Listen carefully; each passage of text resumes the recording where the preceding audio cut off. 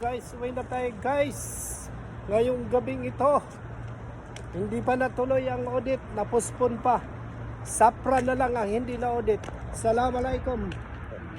Darling. Uy, taro.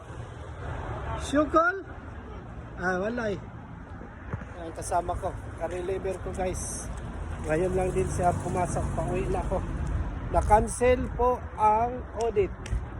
Hindi kami na puntahan ng visitor kaya umuwi na ako.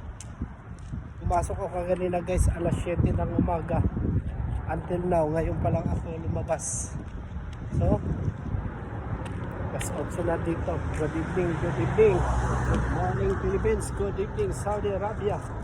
Kahit maputi na ang buhok ko.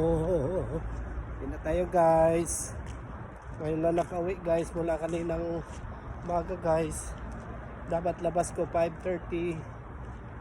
May bisita daw, may audit sa store. Lahat ng store guys na audit na. Sapra lang ang pinagdutihan ko, na-postpone pa. Nakakapagod mag-preparation. Tapos postpone lang pala ang bisita.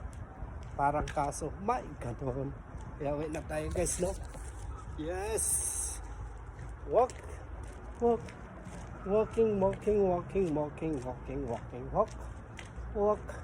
Wait na tayo guys doon.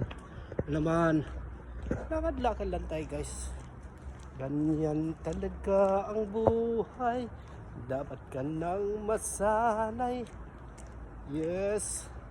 Thank you for watching. Mabibili na ulam ngayon. Nakakatamad naman magluto. Puro gapa.